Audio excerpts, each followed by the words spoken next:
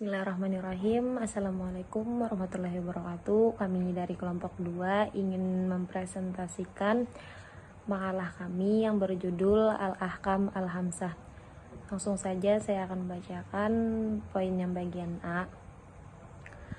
Pengertian Al-Ahkam Al-Hamsah.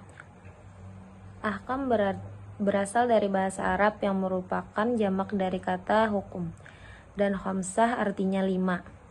Oleh karena itu, gabungan kedua kata dimaksud al-ahkam al-khamsah atau biasa juga disebut hukum taklifi. Hukum taklifi adalah ketentuan hukum yang menuntut para mukallaf atau orang yang dipandang oleh hukum cakap melakukan perbuatan hukum baik dalam bentuk hak, kewajiban maupun dalam bentuk larangan. Hukum taklifi dimaksud mencakup 5 macam kaidah atau 5 kategori penilaian mengenai benda dan tingkah laku manusia dalam hukum Islam, yaitu jaiz, sunnah, makruh, wajib, dan haram. Kadar kualitasnya mungkin naik dan mungkin pula menurun. Dikatakan naik apabila suatu perbuatan dikaitkan dengan sunnah dan wajib, dikatakan menurun apabila suatu perbuatan dikaitkan dengan makruh dan haram. Semuanya tergantung pada bagian ilat atau rasio atau penyebabnya. Hukum syar'i atau hukum syara adalah kata majemuk yang tersusun dari kata hukum dan syara. Kata hukum berasal dari bahasa Arab hukum yang secara etimologi berarti memutuskan, menetapkan, dan menyelesaikan. Sedangkan syara secara etimologi berarti jalan. Jalan yang biasa dilalui oleh air. Maksudnya adalah jalan yang dilalui manusia dalam menuju kepada Allah. Hukum syara atau hukum syar'i ini disebut juga hukum syariat. Hukum syara sebagaimana yang dimaksud adalah hukum yang erat hubungannya dan berkaitan dan penentuan sesuatu terhadap yang lain atau ada. Sedangkan hukum syara menurut istilah para ahli ilmu usul fikih ialah kitab syar'i yang bersangkutan dengan perbuatan orang-orang mukallaf baik dalam bentuk tuntutan, perintah, pilihan, atau ketetapan. Bertitik tolak dari definisi hukum syar'i di atas, maka hukum syara itu terbagi menjadi 2. Yang pertama, titah Allah yang berbentuk tuntutan dan pilihan, dan yang kedua, titah Allah yang berbentuk ketentuan yang ditetapkan oleh Allah. Hukum taklifi dalam sebagai macamnya selalu berada dalam batas kemampuan seorang mukallaf, sedangkan hukum wad'i sebagiannya ada yang di luar kemampuan manusia dan bukan merupakan aktivitas manusia. Berkaitan dengan al-ahkam al-khamsah yang disebut juga hukum taklifi adalah 5 macam kaidah atau 5 kategori penilaian mengenai benda dan tingkah laku manusia dalam Islam. Istilah al-ahkam al-khamsah atau 5 nilai mengacu pada sistem mengklasifikasi semua tindakan dan hubungan manusia sesuai dengan nilai etika mereka dalam rangka untuk memastikan tingkat kebaikan atau keburukan mereka dalam norma-norma Islam.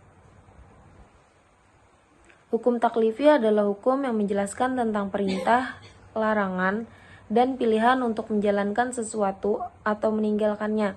Hukum taklifi berbentuk tuntutan atau pilihan. Dari segi apa yang dituntut, taklifi terbagi menjadi 2, yaitu tuntutan untuk memperbuat dan tuntutan untuk meninggalkan. Sedangkan dari segi bentuk tuntutan juga terbagi menjadi 2, yaitu tuntutan secara pasti dan tuntutan secara tidak pasti. Adapun pilihan terletak antara perbuat dan meninggalkannya. Di dalam sistem tata norma Islam, ajaran al-ahkam al-khamsah ini meliputi seluruh kehidupan manusia di dalam segala lingkungannya, yakni kesusilaan, pribadi, masyarakat, dan hukum duniawi. Lingkungan hukum duniawi adalah masyarakat yang dibentuk dengan penguasa sebagai pengelolanya. Ketiga-tiganya merupakan satu rangkaian kesatuan yang bertautan satu dengan yang lain. Dengan demikian, hukum taklifi ada 5 macam, yang termasuk dalam fikih sebagai ketentuan hukum seperti wajib, mandut, haram, makruh, dan mubah, yaitu sebagai berikut. Ijab atau mewajibkan, nadab adalah Kitab yang berisi tuntutan yang tidak mesti dituruti. Yang ketiga, tahrim adalah kitab yang berisi larangan dan mesti ditinggalkan. Yang keempat, karohah adalah kitab yang berisi larangan dan tidak mesti dijauhi. Yang kelima, ibahah adalah kitab yang berisi kebolehan memilih antara berbuat atau tidak berbuat. Macam-macam hukum taklifi di atas adalah hukum taklifi menurut jumhur ulama. Itulah yang disebut hukum yang 5 atau al-ahkam al-khamsah. Hukum taklifi atau al-ahkam al-khamsah segala menurut uraian tersebut di atas, yaitu wajib, yaitu segala perbuatan yang diberi pahala jika mengerjakannya dan diberi siksa apabila meninggalkannya. Contohnya seperti sholat. Yang kedua, haram, yaitu segala perbuatan yang dilarang mengerjakannya, orang yang melakukannya akan disiksa, dan yang meninggalkannya diberi pahala, misalnya mencuri. Yang ketiga, mandut atau sunat, yaitu segala perbuatan yang dilakukan akan mendapat pahala, tetapi bila tidak dilakukan tidak akan dikenakan dosa atau siksaan, misalnya melaksanakan sholat sunnah. Yang keempat, yaitu makruh, perbuatan yang bila ditinggalkan orang yang meninggalkannya mendapatkan pahala, tapi orang yang mengerjakannya tidak mendapatkan dosa, misalnya merokok.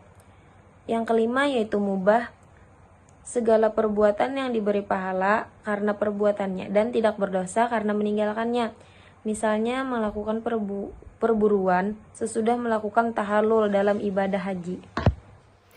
Saya akan melanjutkan penjelasan dari Hairunisa, yaitu pendekatan filosofi. Secara harfiah, kata filsafat berasal dari kata philo yang berarti cinta kepada kebenaran, ilmu, dan hikmah. Filsafat pada intinya yaitu menjelaskan inti, hakikat, atau hikmah mengenai sesuatu yang ada di balik objek formanya. Filsafat juga mencari sesuatu yang mendasar, asas dan inti yang terdapat di balik yang bersifat lahiriah. Sebagai contoh yang kita dapat jumpai yaitu bentuk rumah dengan kualitas yang berbeda, tetapi semua rumah itu intinya adalah sebagai tempat tinggal. Kegiatan berpikir untuk menemukan hakikat itu dilakukan secara mendalam. Berpikir secara filosofis tersebut selanjutnya dapat digunakan dalam memahami ajaran agama dengan maksud agar hikmah, hakikat, atau inti dari ajaran agama dapat dimengerti dan dapat dipahami secara seksama. Melalui pendekatan filosofis ini, seseorang tidak akan terjebak pada pengalaman agama yang bersifat formalistik, yakni mengamalkan agama dengan susah payah tapi tidak memiliki makna apa-apa, berarti kosong. Yang mereka dapatkan dari pengalaman agama tersebut hanyalah pengakuan formalistik. Misalnya, sudah haji, sudah menunaikan rukun Islam yang kelima, dan berhenti sampai di situ. Mereka tidak dapat merasakan nilai-nilai spiritual yang terkandung di dalamnya. Selanjutnya akan dijelaskan oleh Hafizah. Kemudian yang bagian C, filosofi al-ahkam al-khamsah. Allah Subhanahu wa Ta'ala adalah zat yang maha kaya lagi maha pemberi, maha pemurah lagi maha adil. Begitu banyak nikmat dan pahala yang telah Allah berikan dan janjikan kepada umatnya yang taat kepadanya. Setiap perintah ibadah yang diserukan kepada manusia tidak lain dan tidak bukan adalah untuk kebaikan manusia itu sendiri. Setiap perintah ibadah memiliki nikmat dan pahala yang begitu besar yang telah dijanjikan oleh Allah Subhanahu wa Ta'ala. Setiap perintah ibadah merupakan ladang nikmat dan pahala bagi umat manusia. Jangankan pada ibadah yang wajib, ibadah yang sunnah pun begitu banyak sekali yang di dalamnya telah Allah tempatkan nikmat dan pahala yang sangat besar, yang dapat dipetik hanya oleh orang-orang yang taat dan ikhlas menjalankan ibadah tersebut. Allah tidak akan sia-sia menciptakan segala sesuatu. Allah berfirman yang artinya, ya Tuhan kami, tiadalah Engkau menciptakan ini dengan sia-sia. Maha suci Engkau, maka maka peliharalah kami dari siksa neraka. Quran Surah Al-Imran ayat 191. Tidak hanya nikmat dan pahala saja yang Allah berikan, namun banyak sisi lain yang Allah berikan, yaitu pelajaran dan hikmah yang dapat kita ambil. Al-Urjawi dalam bukunya Hikmah Al-Tashiri wal Falsafalatuhu mengungkapkan banyak hikmah yang dapat kita ambil dalam ajaran-ajaran Islam. Demikian paparan makalah dari kami.